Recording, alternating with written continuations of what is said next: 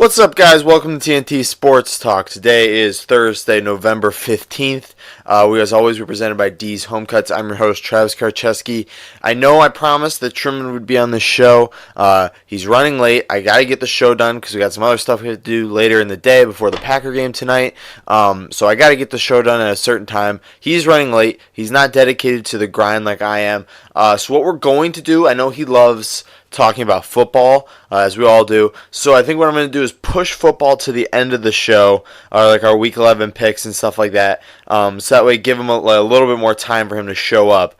So we'll start with like basketball and baseball, because we got a lot of baseball today. And then we'll do a segment or two, do an ad or two, and then we'll see if he arrives by the time we finish all that up, so we can talk a little football. So we're going to start with basketball, like I said. We started with basketball in the last show with Carmelo Anthony. That situation is still not resolved yet. We're still waiting here. Us Melo fans are still holding down the front lines, still waiting for his next move. He hasn't been playing. He's been listed as sick the last couple of games for the Rockets. They play the Warriors, I believe, tonight. Doubt he'll be playing that game.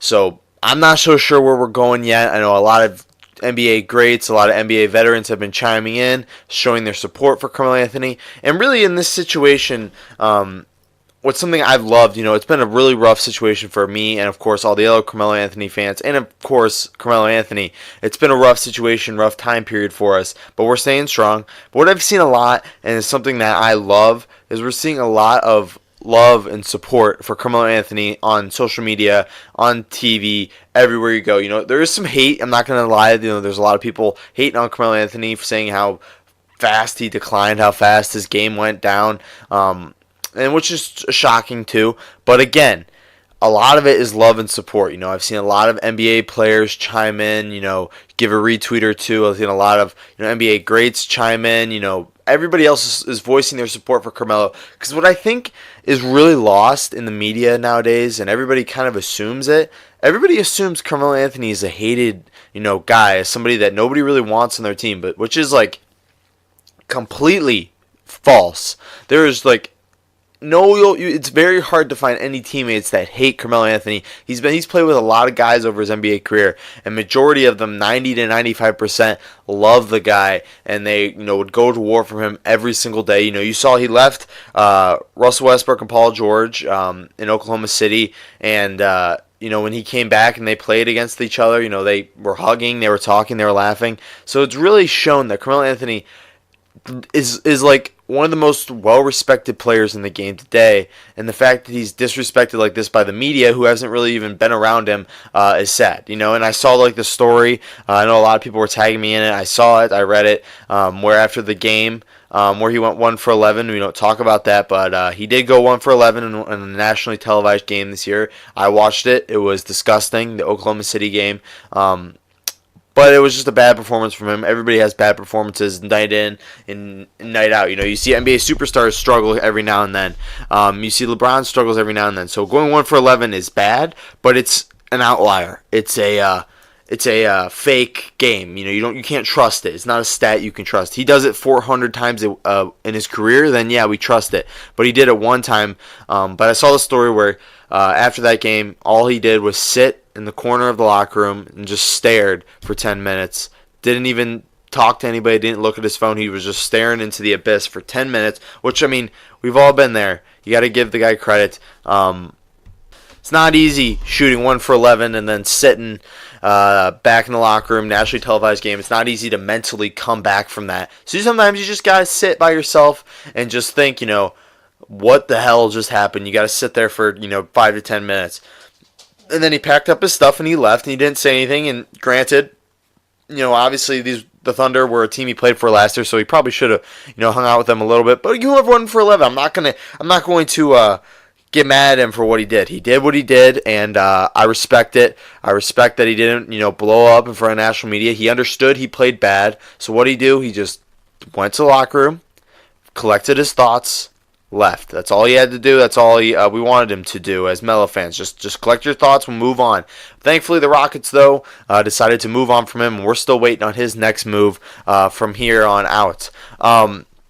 But I'm sure, like I said, if he really was that bad, I'm sure teams wouldn't be that interested. But I've heard four to five teams, are calling for his services. So we'll see what happens with Carmelo Anthony as the season goes. But we got other basketball news to get into. I'll admit it, on Tuesday's show, I didn't have basketball as well prepared as I thought. I should have dove a little bit more into the storylines a little bit. But with the NBA, you're starting to kick it up right now. This time of year, you're starting to kick up the drama, the pettiness of the NBA. You're starting to see that sort of come to fruition a little bit more. And it came back in a big way. It usually just starts slow, a couple tweets here and there. Some guys, saying they want to leave. They're sick of this place, asking for trades, whatever. But the NBA this season, it started off with a bang. You got to give them credit. Just the drama that has been going on the last couple of weeks and the last couple of days has just been off the charts. And let me tell you something, as a sports fan, as an NFL fan, exactly, it's fun to see because you're starting to see the NBA sort of implode on itself a little bit. This early into the season, it's just going to make for some pretty exciting storylines come February and March, whatever, and then the late spring. Because usually you don't see this type of things early on. But we'll start with probably the most exciting news for fans of other NBA franchises who have a shot at winning the championship this year, and that is the Golden State Warriors drama that has been going on the last couple of days here. Like I said, it started to come out on Tuesday, but I didn't really pick up on it enough as I should have, and then obviously we don't do Wednesday, so it kind of blossomed a little bit more than what I wanted it to because I wanted to talk about it. So we'll get some time to talk about it right now. So basically, as everybody kind of knows, the game versus I can't remember, I think it was the Clippers is who they were playing. Draymond Green picked up the rebound. It was tied 126 to 126, I believe. Draymond Green dribbled down the court. He had a wide open pass to Kevin Durant, but for some reason Kevin Durant didn't get that ball, and Draymond Green tried to take the last shot. He ended up bouncing it off his foot, and it just all went to shit, and next thing you know, the Warriors went to overtime. I can't remember if they won that game or lost that game, because that actually would make a huge difference in terms of how petty this was. I'm assuming, I'm checking right now, I'm assuming they lost that game because of just how petty and how much drama came out of it, but again, I'm not so sure. What night was that? Oh, they lost that game. Okay, they lost 121 to 116. So this was really not a great game for them. Like, the Clippers aren't the best team in the world. They're 8-5, but still they aren't any world beaters. They shouldn't be beating the Warriors or an NBA champion caliber team like the Warriors. So after the game, I guess Kevin Durant and Draymond Green got into a little bit of a discussion in the locker room. A little bit more than a discussion, though. It turned into a full-fledged fight. Not physical at all, but verbal. Durant was screaming. Draymond Green was calling Durant out, saying, he's going to leave. You're going to leave soon, so why do I care about you, type of thing. It really became really petty. But that's just the NBA in a nutshell. I know people were using this, and then Draymond Green went on to get suspended for the next game. And I think it's kind of resolved now. We're Thursday here now. Draymond Green's already talked about it, saying, it's just something that happens every now and then between, guys in a locker room. And he really doesn't care what Kevin Durant decides to do. He understands that this is a business, and he understands that, whatever Clay, Steph, or Durant decides to do, that's their decision. I know a lot of people were excited about this, looking at this as, kind of the start of the Warriors falling a little bit. I know everybody expects them to win the championship this year, but this is a start of them, slowly starting to decline. But it's not going to happen. They're going to win the championship again this year. They're the best team in the league. When they get DeMarcus Cousins back, that's just going to add to that. And whatever they decide to do next year is what they decide to do. If Kevin Durant leaves, he got 3 rings there, and then that's the end of it. This dynasty is not going to last forever. I think everybody knows that. I'm surprised they've kept it up as long as they have. I think Steve Kerr has done a phenomenal job of keeping all these guys, under wraps as best as he could. And it breaks out a little bit because it is difficult to control these big personalities. But at the end of the day, they're still winning games. They're still winning championships. They've won 3 out of the last 4. So you really can't knock them for that.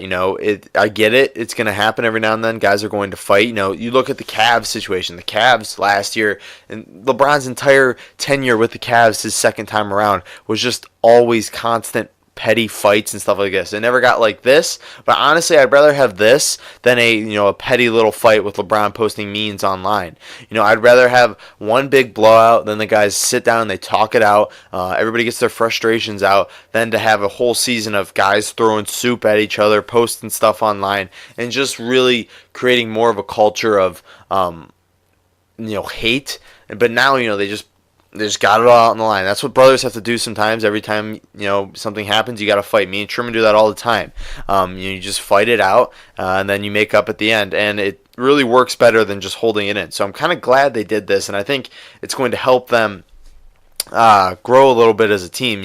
I know a lot of people don't want to hear that, but it's something that I think is good for the Warriors in the long term. A lot of people look at this as, this is bad for the Warriors, and they're going to start to fall, but I think this is good for them at the end of the day, to really just voice all of their opinions and just get everything out in the open, and so they can move forward. So that's where we're at right now. Last thing on the NBA news, LeBron James passed Wilt Chamberlain. He moves to 5th all-time on the NBA scoring list. What'd he do? So Chamberlain scored... So he's about 7,000 points away, a little bit less from Kareem Abdul-Jabbar's all-time record. I doubt he beats that. That would be extremely difficult to beat. But if LeBron's still playing well, he's still playing at an MVP level. So he's got 5 to 6 more years. If he keeps playing the way he's playing, it's certainly possible for him to break that record, which would be insane. Because before LeBron really started to come on, I always thought this was an unbeatable type of record for Kareem. This was an unbeatable record for anybody. Sorry, but again, it's LeBron. He's just gonna keep doing it, and I'm happy for him. I don't like LeBron. I hate his guts. And obviously he's got a jump on all these guys by not going to college. I'm not hating on him for not going to college, but he does have a jump on everybody because he didn't go to college. Kareem went to college, stuff like that. Michael Jordan went to college. So if he breaks it, cool, but he did have an extra year or 2 than the other guys. So we always got to put that little disclaimer out there if he ever does break it. But we're going to talk about baseball now. We got a couple free agents we want to talk about, free agent destinations. Then we're going to do some manager of the year. Those results came out, and then the Cy Young came out as well. And MVP comes out tonight, so sadly we won't get to talk about that, but we will on Tuesday's show. So we'll start with the free agent destinations. We're going to do 2 guys today, Michael Brantley and Dallas Keuchel. So Michael Brantley, he's older. I'd say he's early 30s. I can't really remember his age. I think he's early 30s. I'll check that while we're talking here. But Michael Brantley was the outfielder for the Indians last year, because most of us are Indians fans, especially everybody who's listening knows that I'm an Indians fan. And he had a pretty good year last year. Checking his stats, I'm going to check his stats here for a second. He's 31, so like I said, he's not that old. And he actually had a pretty decent year last year. He hit 309. He had where's his home runs? I don't know. He hit 309, so he had a pretty consistent average. He's been a pretty consistent hitter over his years in the MLB. He's been an all-star a couple times. The only problem with Michael Brantley the last couple of years has been his health. He played a pretty full season last year, so that was exciting, especially for Indians fans who are worried about his health. He played a full year last year, and he did play well, like I said. He earned a all-star spot, so he is a hot name. The Indians decided to decline his $17 million option. I'm probably butchering those numbers, but $17 million option they decided to decline for him. He's going to enter free agency. I don't think Indians declining his option means anything. I think they just want to get him on a better deal. So I think he does end up back with the Indians. I don't think that changes all that much. Michael Brantley's a fan favorite. He's been with the Indians his entire career. I highly doubt that he is going to leave. If he does, it would shock me. I mean, the Indians need consistency in the outfield, and they need consistent hitters in the lineup, and Michael Brantley has been that. He wasn't great in the playoffs, but he was a pretty good hitter for us all year, and I think he changes that around in the playoffs this year when we make it. So I think he ends up back with the Indians. I don't think that changes at all. I think they got the money to spend, and I think getting rid of a fan favorite who is still producing would be a bad decision for the ownership, and it would lead to a lot of hate among the fans. So I don't think pissing off a fan base that is already kind of pissed off by the shit show that you put out there in the playoffs this year wouldn't be a good idea for upper management. So hopefully the Indians, they make the right move and they go ahead and they sign Michael Brantley back to a couple-year deal. Not a crazy 5 to 6 year, like maybe like a 2 to 3 year deal with an option maybe would be smart for them. So next guy I want to talk about is Dallas Keuchel. Keuchel had a pretty decent year for the Astros last year. He wasn't as dominant as he once was. Obviously, he kind of became that third guy in that rotation when he was used to being the ace. So he kind of fell off just a tiny bit. Because like I said, Verlander and Cole are the two aces in that rotation, are the 1 and 2 guys in that rotation. So he kind of had a little bit of a down year just because he had to be the third guy. And also with age, I mean, he's been in the league for a couple years now, but he did pitch, the most games he's ever pitched in a game. He pitched 34, which is a career high, but his ERA, was 3.74, which was the highest it's been in a long time. He's used to mostly sub-3 ERAs, but again, he had a rough year last year. But he did have a 12-11 record, so it was not terrible. He is still going to command a lot of interest in the open market this year. So wherever he goes, I know the Astros would love to have him back because I know without McCullers in that lineup, and it's just going to be, Verlander and Cole at the top, then that rotation takes this pretty steep decline after the 1 and 2 guys. So I know they would love to have Keuchel back to be that third guy, so that way they could, kind of work the rotation around him a little bit better. But I think he leaves. I think he's kind of tired of being the third guy. I think he kind of wants to get back to being that ace. So there's a lot of teams right now that have a lot of interest in somebody like that. He is going to be the number 1 starting pitcher this year. Because, again, he didn't have a great year last year, but Dallas Keuchel's bad year is a good year for other teams. So I could see a team like the Cubs going after him or the Yankees, two teams that like to spend a lot. The Yankees do need a lot of starting pitching because they are going to be losing a couple guys. And they really didn't have the starting pitching last year to compete with the Red Sox in the playoffs, go toe-to-toe with them. But again, I could see the Brewers, they need some pitching. Keuchel could be the ace for them. They kind of need a ace. They got pretty far. But again, when you go to the playoffs and you go that far, you need an ace to kind of be the glue that holds your team together a little bit. So I could see him going there. He's a big name guy. He's been in big moments. He's pitched in some amazing games. He's pitched some amazing starts in some amazingly big games.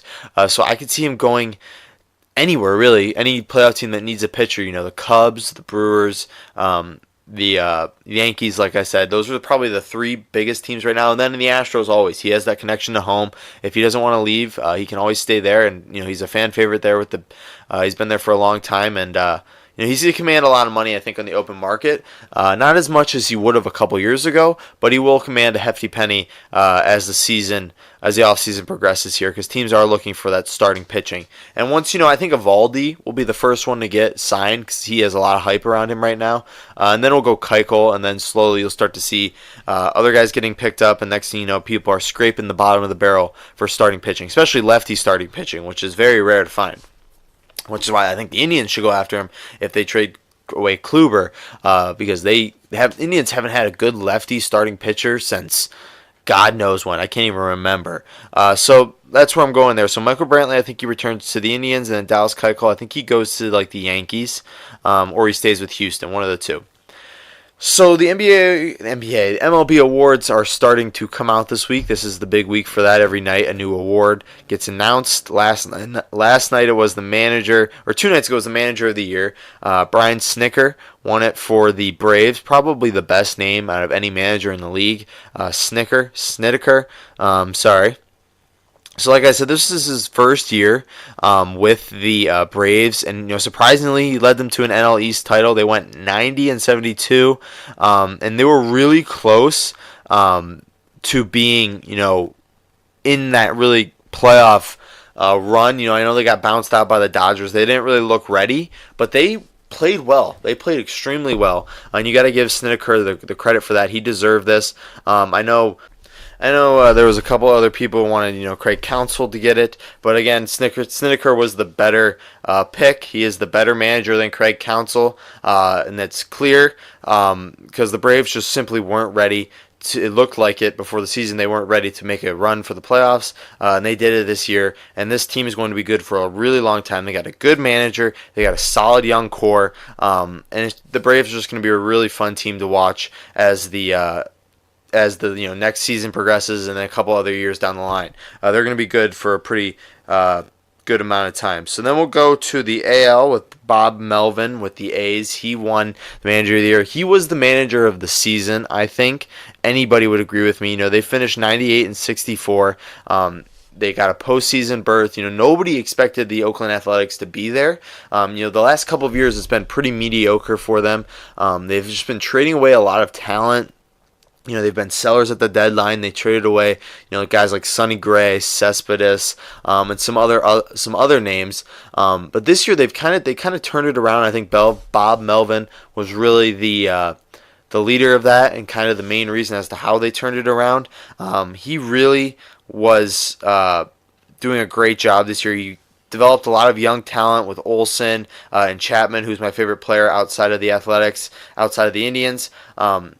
And really, he took a team with no starting pitching at all, except Manaea, who got hurt. So you take him out of the equation. He took a team that really had no starting pitching, and he took them to the playoffs. Obviously, they didn't go very far. But again, a team who was that mediocre, nobody expected the Athletics to be there. To make a postseason run is pretty impressive. So you got to give Bob Melvin credit for that.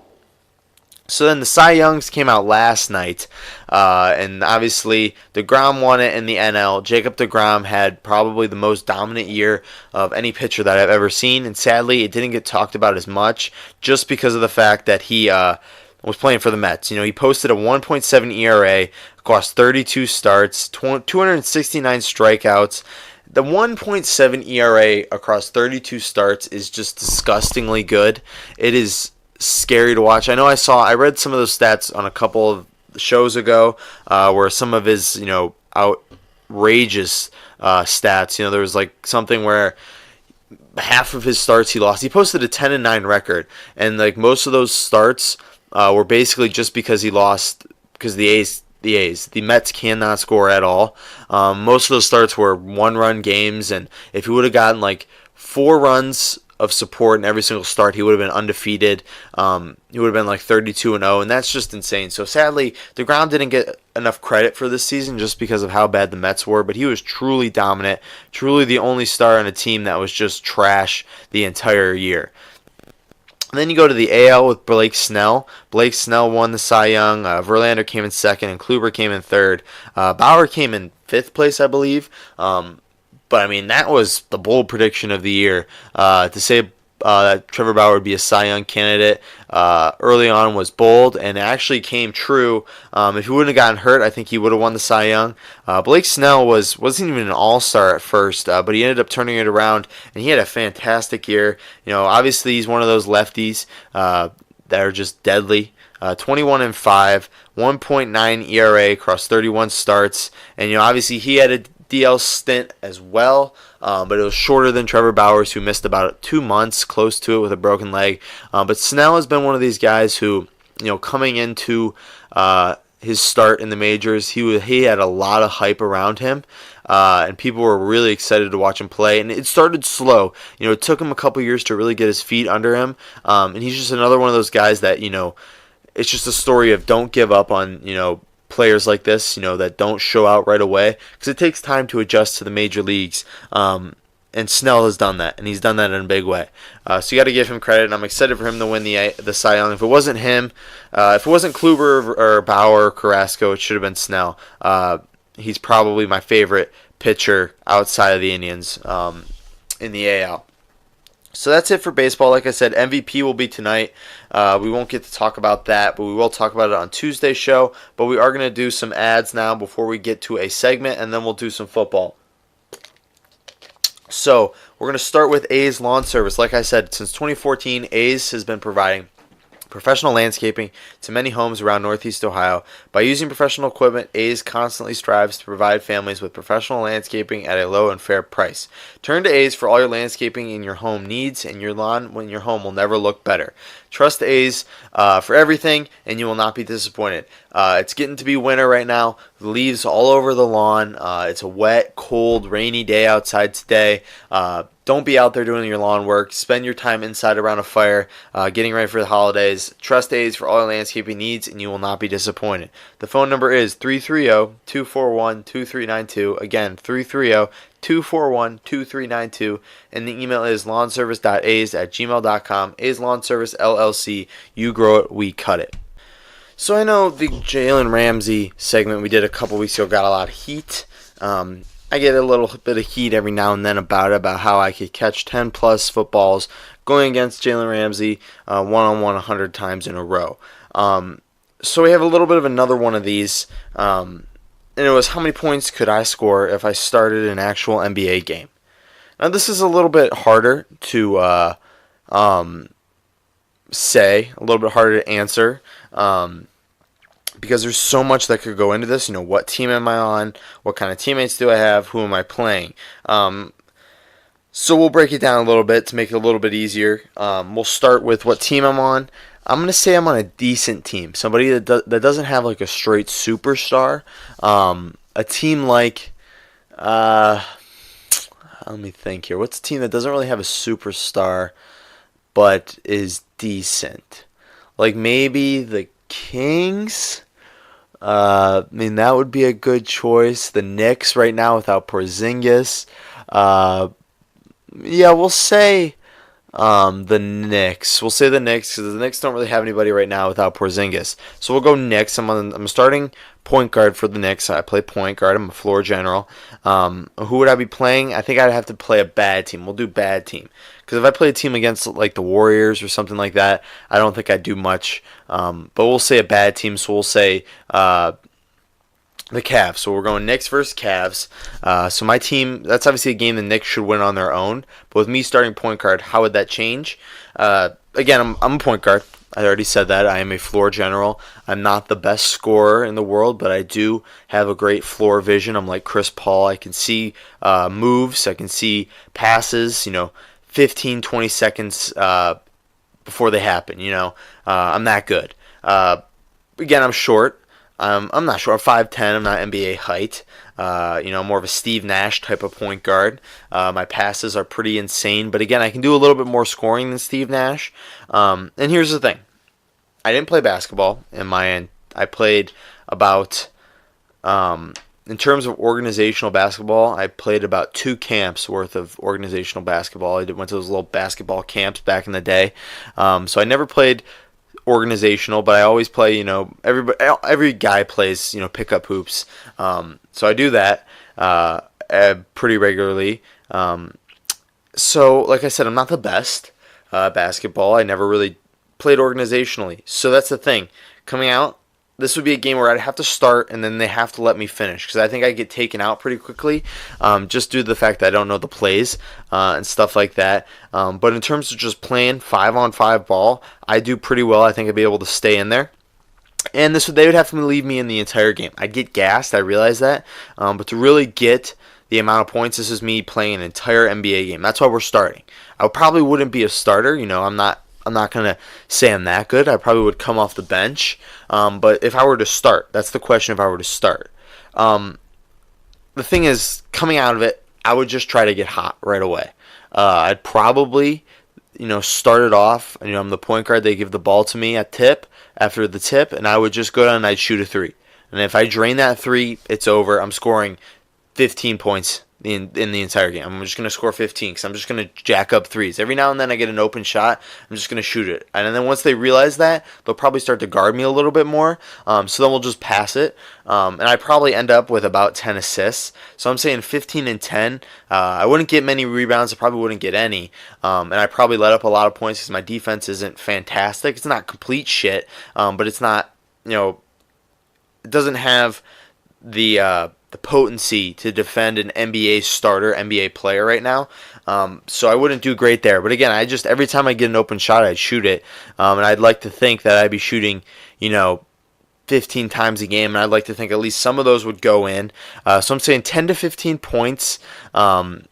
Just because of the fact that I'm a floor general, though, would kind of take away my potency in terms of scoring. Now, if they were to say, Travis, we're going to see what you can do here in terms of scoring, I would probably practice a lot and I would get ready to roll in terms of just pure shooting.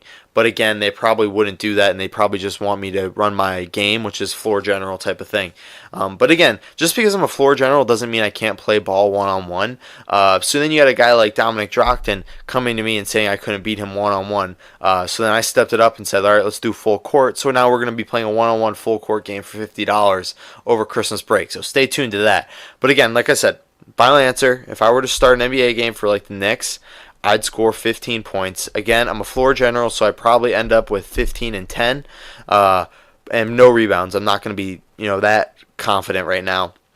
But again, I come into this like I come into the Jalen Ramsey thing, confident as hell, ready to roll, and I'd throw my body around, and I think I'd be able to do 15 and 10 pretty easily. But nobody believes me. They can come and get this work anytime they want. But that's it for segments. We're going to talk about football now. Truman is here, so we're going to bring him in. It's going to sound a little different because we're going to switch devices to record on, but we'll do our ad for Dom's and D's Home Cuts. Like I said, D's Home Cuts has presented our show since the beginning. They've been there since the beginning.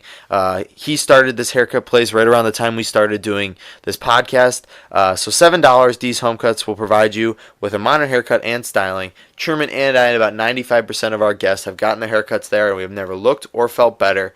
I mean, all I really got to say is $7, and every single guest we've ever had, and me and Truman, we use it ourselves, and you really should check it out. Like I said, go on his Instagram, D's Home Cuts, DM him for an appointment, or set it up directly in his bio. Trust me, you will not be disappointed. We both got our come up at the same time. He started D's Home Cuts around the same time we started this podcast. He's been supporting us ever since, and we support him every chance we get. So go ahead and give him a check on his Instagram at D's Home Cuts. D's Home Cuts, professional haircuts at a low price. So we're going to switch now to Truman and do some football. All right, we're doing NFL game picks. Week 11. We got the first game, Green Bay and Seattle tonight. We got Truman back here. How's it going? He was a little late showing up today, but roads were bad. He took the back roads home when he could have took the main highway home, which was a little... A smooth ride at back roads. Yeah, I guess. But we're going to start with Green Bay and Seattle tonight. So Green Bay is going to Seattle for the first time since the Basta kick, whatever. Seattle is... Are we favored? No, minus three. Okay, so we are favored, -3. The over's set at 49. We're both picking the Packers here, though, right?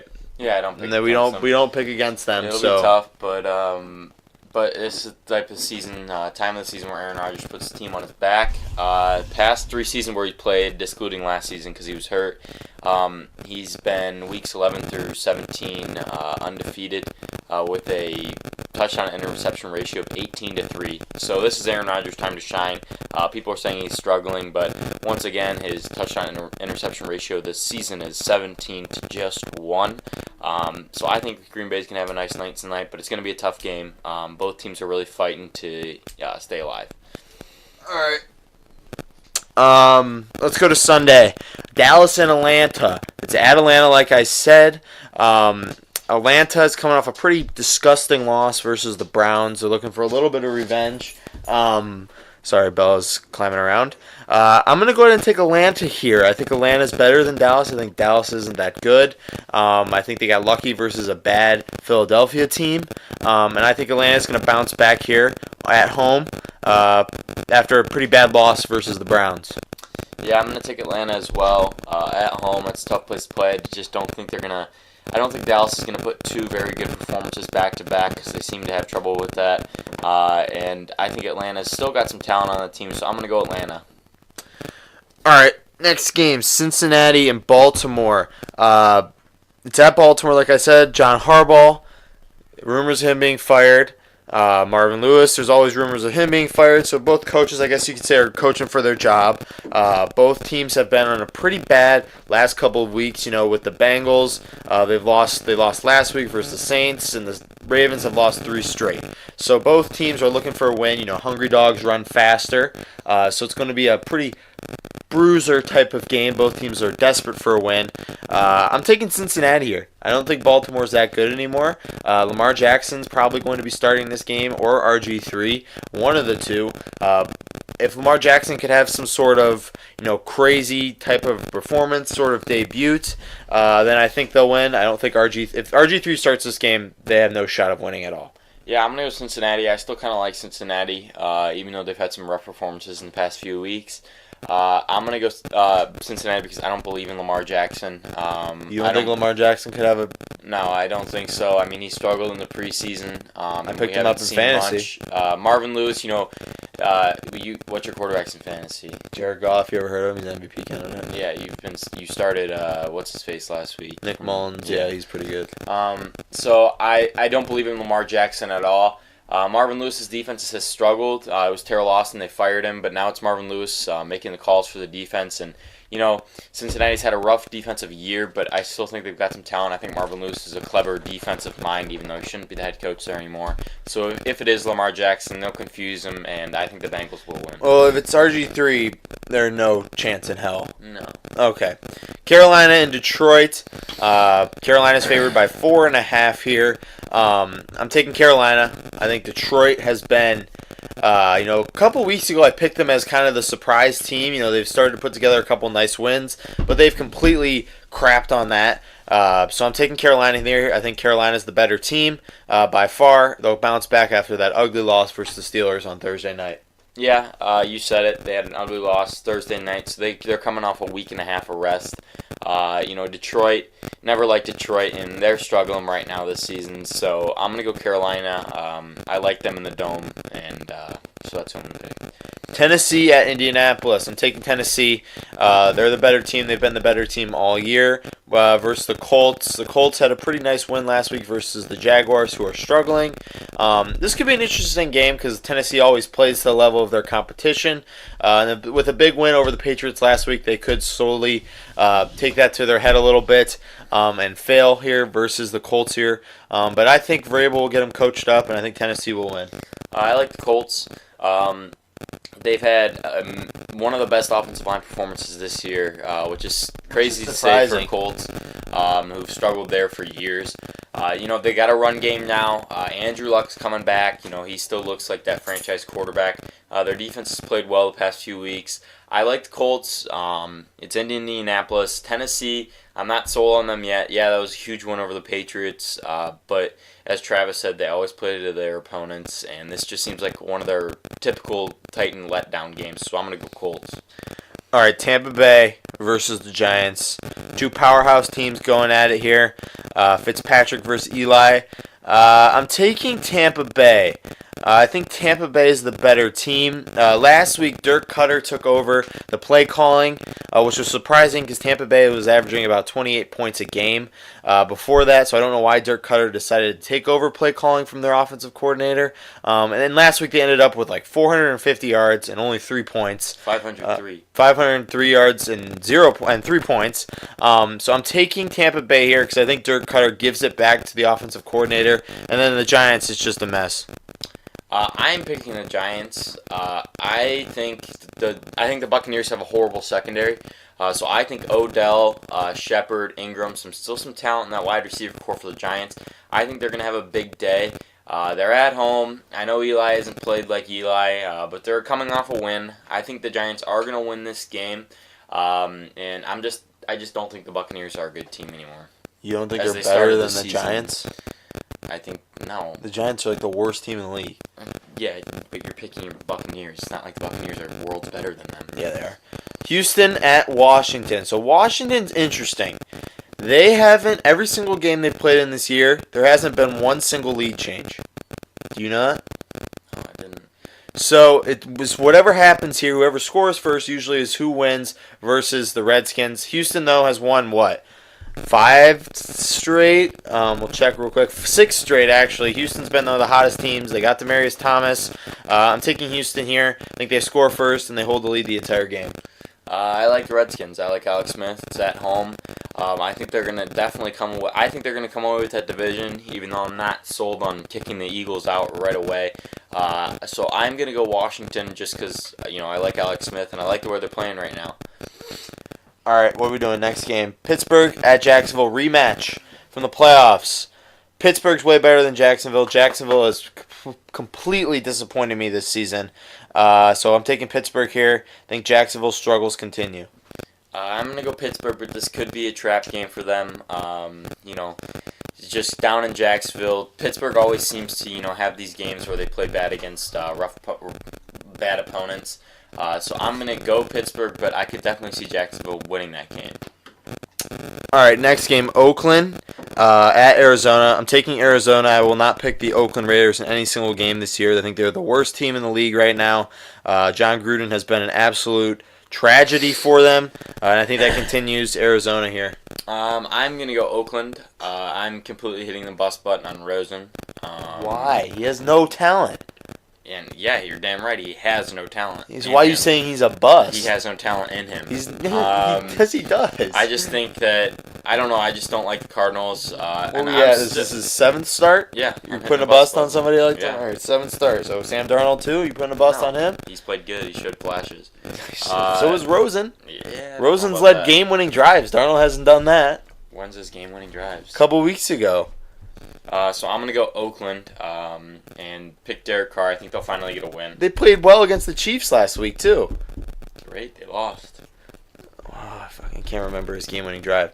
But then Denver at the Chargers. All right, we're going to put that in the vault, though. Truman said Rosen's a bust about 7 weeks into his NFL career. So we're putting that in the vault. Denver at the Chargers. Denver's trash. Chargers are good. I'm taking the Chargers here at home. I'm taking the Chargers as well. I think the Chargers are really good, and I think they're a sleeper team in the AFC. Philadelphia at New Orleans. A couple weeks ago, before the season started, this would have been a good game, but not anymore. 8.5-point favorites for the Saints. I'm taking the Saints. They've put up 50 points last week. They got Brandon Marshall who's playing this week. Going to be fun to watch. I'm taking the Saints here. I'm taking the Saints as well, but I'm not sold on people just absolutely calling the Eagles trash. I think they're go ahead and bench Wentz. Might as well. Right? I think they're having a Super Bowl hangover, which is it's typical. But I'm gonna go Saints because they seem to be the hottest team in the league right now and hitting on all cylinders. But don't sleep on the Eagles just yet. All right, Minnesota at Chicago. Pretty big game for NFC North. The NFC North title here. I hope Minnesota wins. That's who I'm rooting for here. Sadly, so I'm going to take Minnesota here. I don't think Chicago has played any good teams this year or beaten any good teams this year. And this is going to be a real challenge for them, so I'm taking Minnesota here. I'm still not sold on either team, as you probably could guess. But Chicago's they've got some talent on the defense, and Trubisky's played well, but I'm not sold at all on Trubisky, and it's actually making me very angry that people who are calling Trubisky the greatest quarterback ever. So we'll see. Good year? I think Sunday night he's going to go out there and put up a dud, and I think Minnesota's going to win. And I'm excited to see Trubisky hit the ground multiple times. All right, Kansas City at the Los Angeles Rams. This game was moved from Mexico City. Thankfully, the NFL did something right. We're going to take probably the best game of the season here so far. I would actually say the Rams versus Saints was the best game so far. And this is going to be pretty hard to top that. But it does have the potential. I'm taking Kansas City here. The Rams, I think, have been kind of surviving the last couple of weeks. Obviously, they lost 2 weeks ago. They barely got out of Seattle. And I think Kansas City is just the better team here. They lost Cooper Kupp, so I'm taking the Chiefs here on the road. I'm going to take the Rams. I just think it's time for the Chiefs to lose. I think it'll be a shootout. I think Mahomes versus Goff, I think it's going to be interesting. And, Hunt is, no sleeper. He's still a great running back, but I like Gurley a lot. And I think that's what's going to be the key to this game. I don't know how Kansas City's defense plans on stopping him because they really haven't stopped anybody this year, even though they're still, one of the best teams in the league. So I'm going to go Rams here. All right, so that's it for our game picks, and that's it for our show today. I want to thank you to our sponsors, D's Home Cuts and A's Lawn Service.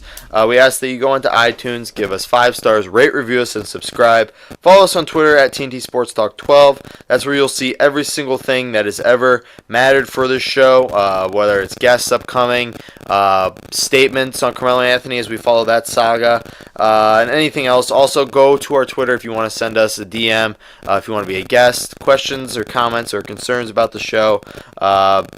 Again, we have no Instagram anymore. Truman killed that, so you can't find us there. You can listen to us on 12 Ounce tomorrow. Find us on YouTube. We got the last episode was up there. We got the software that we use has actually been working. So we got that last episode up there. Hopefully this one will be up there too. Other than that, though, that's it for today. Any last words? No, go Pack, go. All right, have a great day. Tune in on Tuesday. Truman should be back on Tuesday. We're probably only going to do one episode next week because of Thanksgiving.